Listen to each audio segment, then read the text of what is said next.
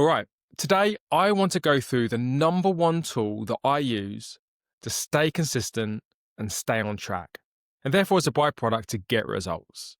And look, I don't want to use this channel just to kind of give you small tips and the sort of stuff that everybody shares. I want to give you tools that help you have a breakthrough. And I think this could be one of them.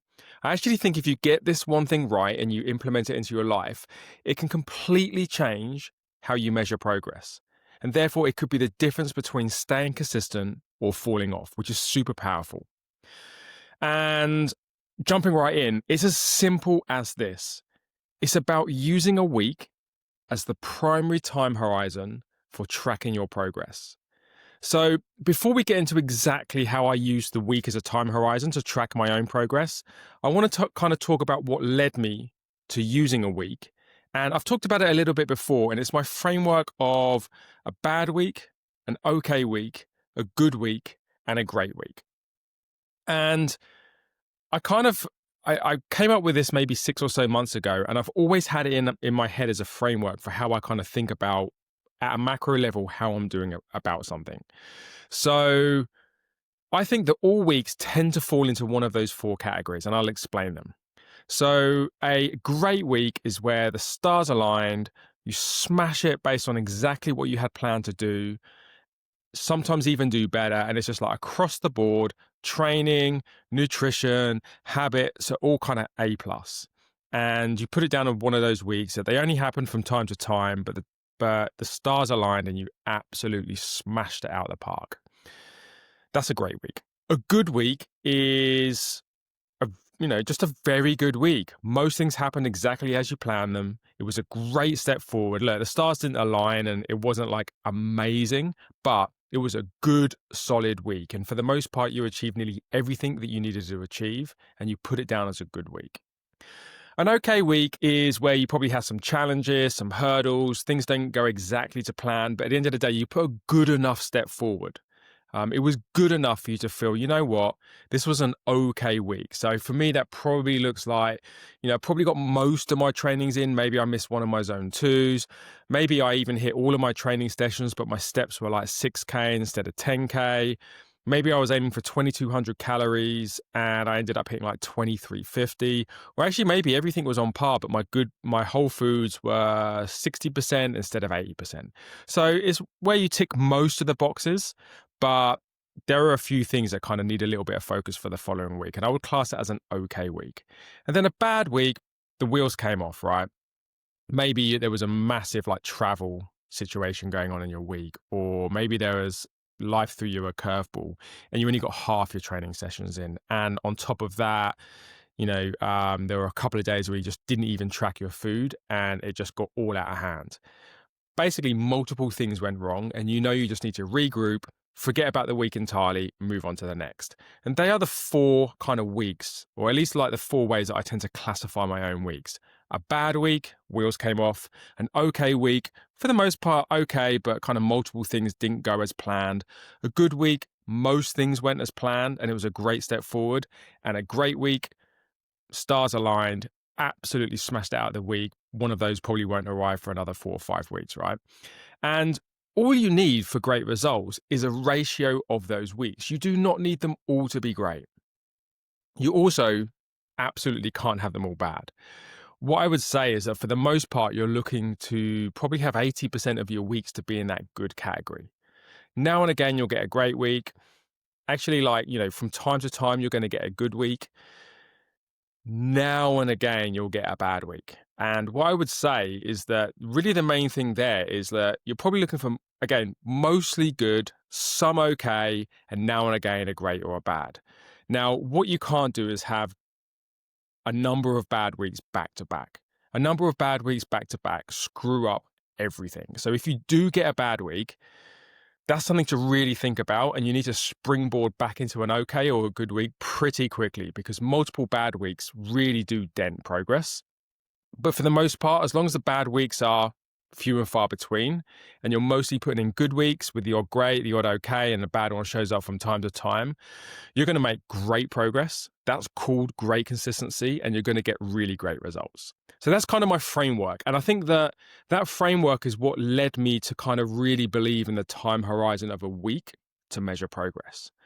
So the other thing in terms of why a week works, and then I'm going to get into a few applications of how I actually use the week myself on a weekly basis. But this is why I think a week works. For a start, it's not too long. So when you start to kind of think about what you want to achieve over the period of, say, like even half a year or a year, things start to get a little bit too abstract.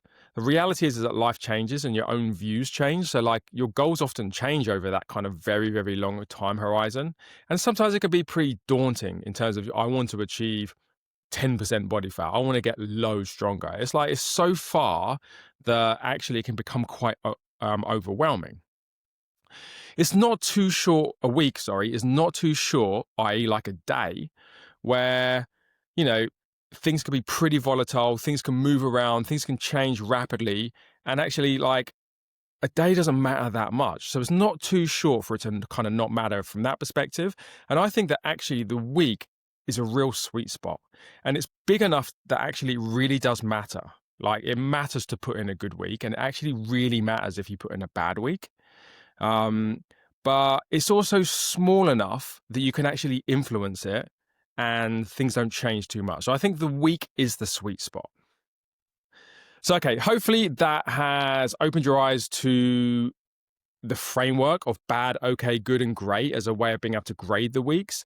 And hopefully that has got you thinking about why a week works as a time horizon. Forget years, forget how you did today, which kind of matters as a stepping stone onto way as to how a week goes. But the reality is you can afford a bad day and then you can have 2 great days there afterwards and still put in a really solid week. So a week is I think the sweet spot. So now we get into kind of some applications for how I use the time horizon of a week in my own life. And I'll cover 3 main areas. And they're the 3 things I really think about in terms of my fitness and my health. And like 1 is my training, 2 is my nutrition, and 3 is my foundational health habits. So why don't we cover training first? And to do that, I'm going to share something with you.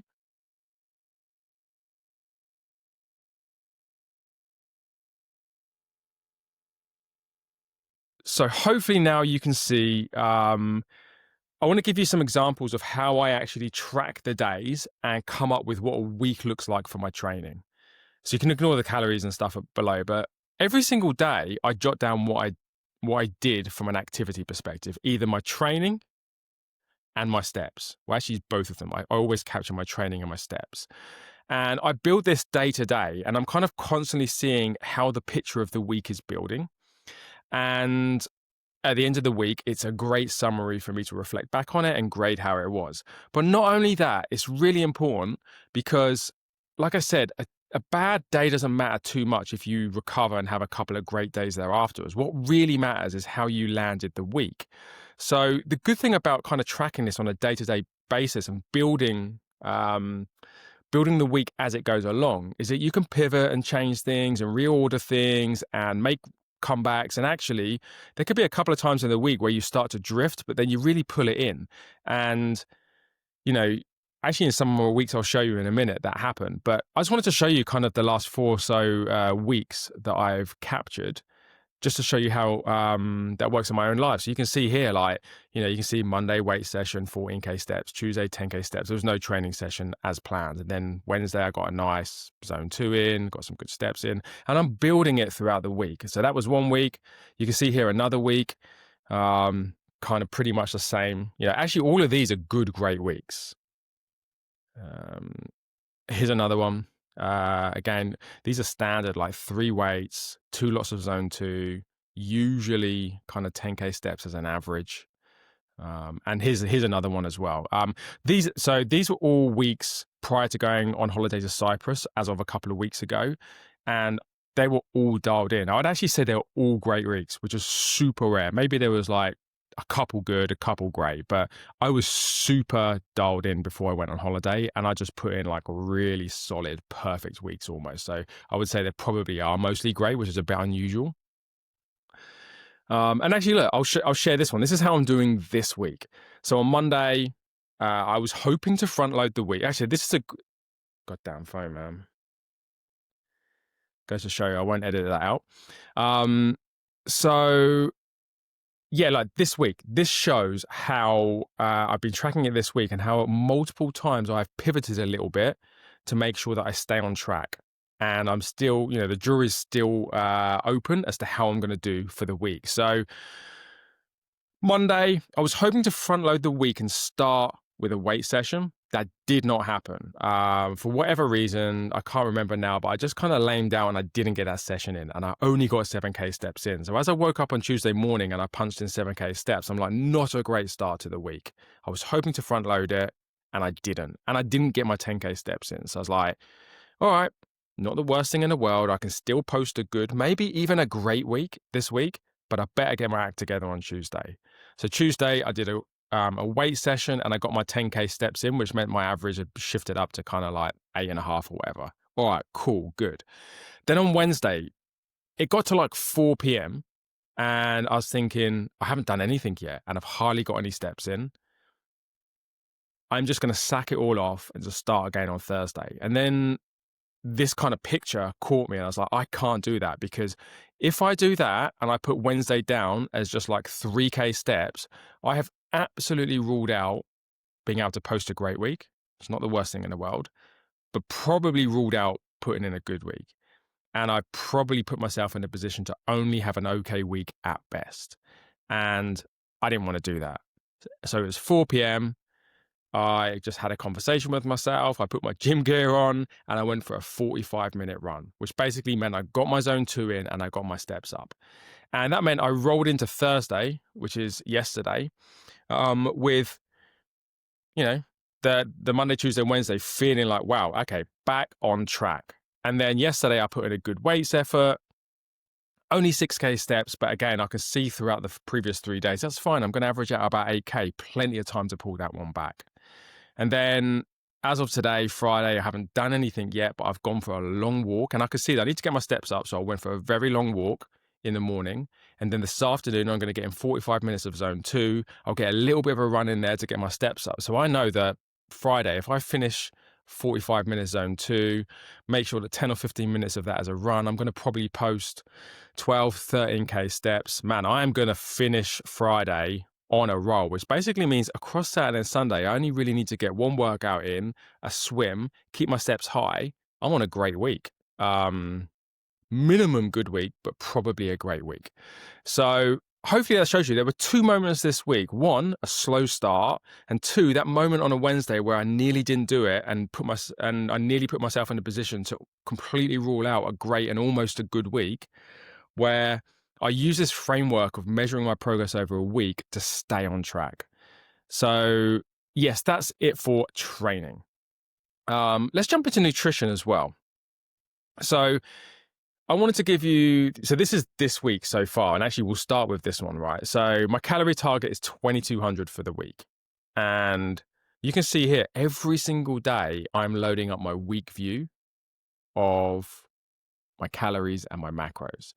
How am I doing? And you can see here, I feel great actually about how I'm doing. Like Monday and Tuesday were intentionally quite low days. I wanted to build a bit of room on the calorie side of things. And then Wednesday and Thursday, they've ticked up. So already in my mind, I'm thinking, let's not be too out of hand on Friday. Let's have a good 2,000 down on Friday. And that's going to afford me a nice weekend, Saturday and Sunday, where I can punch in at 23, 24, maybe even a 2,500 and still average out at 2,200. So I'm slowly building this picture of my calories throughout the week to make sure I land 2,200. And, there have been plenty of times when I've been looking at my nutrition on, in this weekly view where I've had a massive spike on a Tuesday and I've gone, Wednesday and Thursday better be low to average that out. So it's all about noticing when you're putting a foot wrong and then putting a good foot after that and averaging things out. So, but as it stands this week, 2 low days, two pretty creeping up days, hopefully a low down on Friday to balance it out, and a great weekend with a little bit of room to splurge, and I'm going to come in at 2200. And then the other thing that I look at in terms of my nutrition is just how I'm doing with my macronutrients. I want to make sure that they're roughly in the right place. And again, as an average, you can see Monday to Thursday, my protein's at 169, which is great. Don't really look too closely at carbs. I do look at my fiber, and I'm like a little low there, 20 grams on the fiber. So today, I had like a steak and salad meal, but I made sure to have a fiber bar. I'm going to think about how to get my overload on fiber today to get that average up to about 25. So I'm not too low before I go into the weekend and can't do too much about it.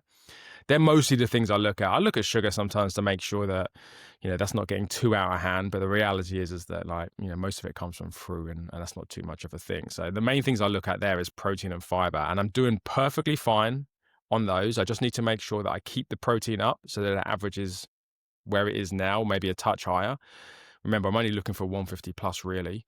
But then on my fiber, I'm a little low. Like ideally, I know it's got my goal there as 38, but that's auto-calculated by MyFitnessPal. I want it to be 30 really, 25 to 30. So I'm going to have an overdose day today to get me back up to that 25 average, so that at the weekend, as long as I'm not too silly, I'm going to be able to feel pretty good about where I am at the end of the week. So that's just a great example. You can see I'm doing exactly the same for my calories, right? And my macronutrients. And then the third place that I kind of look at the week as a time horizon is with my habits. Now, I am measuring my progress in terms of percent consistency across the course of any month. And I'm aiming for 80% consistency. But that 80% consistency doesn't get there by chance. There are at least 8, 9, 10, 11 times throughout the week where I'm reflecting on how the picture is building over the course of a month. And I'm either tightening up or cruising or whatever based on how I'm doing. And actually what I do is I do chunk the way that I think about building those steps towards a good month at a kind of week time horizon. And look, here's a good example of where I am at the moment with my habits. And you can see I've made a great start to the week, right? Of course, alcohol is 100%. My sleep is bang on perfect. My protein is perfect. My caffeine, I've had a miss, but that's fine. I can afford 6 misses throughout the week, throughout the month, and still hit 80%. Water, bang on perfect. My Whole Foods is actually really good, strong start. Steps, 50%, right? So I'm already thinking, man, I have to make sure Friday, Saturday, Sunday is good. I don't want to fall behind on steps and then basically put myself in a position where it's going to be a real struggle or an impossibility to meet 80%. And then my fasting, great so far, right? But there's been one miss, and I want to make sure that doesn't turn into 2 or 3 too quickly. So I'm looking at that as a kind of my first kind of 7 or so days. Look at that picture. It's building perfectly, but steps has started to get on my radar a little bit, and the fasting a little bit on my radar. Other than that, things are perfect, right? So again, you can see I'm using my week as the time horizon to hold myself accountable to putting in a good shift. And then obviously those 4 weeks will build in a month. And like I said earlier on, that time horizon of a week is a real sweet spot, because, it doesn't matter that I miss Whole Foods for a day. I miss caffeine for a day. It matters a little bit that I didn't hit my steps twice, 2 days out of 4, that's 50%. But it's all recoverable from. It just doesn't matter. It's just one blip. But if I'm not looking at those one blips over the course of kind of how I think about the week, then it can easily get out of hand and then get to a point where I just know the week's going to be a write-off. So that is that. Let me just stop sharing. Da-da-da. So look, hopefully that has highlighted the importance of and how actually I practically use the time horizon of a week to measure my training, to measure my nutrition, and to measure my habits. And again, what I'm really looking for is just to make sure that I'm putting in mostly good weeks on my training, nutrition, and habits. And I would say that if I was not looking at things on that sort of time horizon, there would be so many times where I get to Thursday, Friday, or Saturday, and I just got no chance of putting in a good week. And then, a couple of bad weeks, and you've got no chance of putting in a good month. And then it just keeps, rolling up to actually not making any progress. But if you can just put the weeks If you can just put in good, solid, good weeks, now and again are great, now and again an okay, try and keep away from those bad weeks. Or if you just have one bad week, treat it super goddamn seriously and bounce back with a good or great one. If you can keep doing that, that's what allows you to stay consistent over the longer term, by months and years, and that's what will give you results. So what I would say is don't stress too much about the day. Think about it as a small stepping stone towards the week. Don't think too much about the months and the years. Just focus on the weeks and you're going to be straight. And look, before I jump into kind of wrapping up the episode, that's actually almost what I do at work as well. I try and when I'm working on something, I try and think, look, here's the direction where I want to go, and this is roughly the result. But then I kind of let go of that. And I'm more thinking, I've got to take a good step forward on a weekly basis. I have to make an impact on a weekly basis, and I need to move towards the direction that I want to go. And if I move towards it, amazing. If I don't, that's something to really think about. So I actually really do think about the time horizon of a week very seriously, even in a kind of professional setting as well. So I think it has a lot of different applications. So let's wrap up the episode. Here's what I would say. Good weeks stack into great months. And great months stack into real transformation. And really, I would encourage you to think about the weeks as the main kind of stick of measuring how you're doing, how your progress is. And don't sweat too much about the days. Think about them as a stepping stone towards a week. Don't think too much about the months or years. Just know where you're heading. And then the practical takeaway I would say is, why don't you go ahead and pick one thing in your life, whether it be your training, whether it be your nutrition, whether it be your habits. Habits is a great one. And start to track it daily. But importantly, whilst tracking it daily, continue to hold the picture and the time horizon of a week in your head as you do it. And then when you get to the end of the week, grade it. Grade it as a bad week, an okay week, a good week, or a great week. Reset, go again. And I think that if you can get in the habit of thinking about progress like that, you're going to do amazing. And you're going to stack good weeks. And like I said, good weeks stack into great months, and great months are what cause real transformation. I truly believe that thinking about the time horizon of a week can be the difference to you staying on track, the difference to you being consistent, and therefore, as a byproduct, the difference between you getting results. So I hope that this was a useful episode. Get in touch if you want any help or have any questions around any of this, and I will see you next week.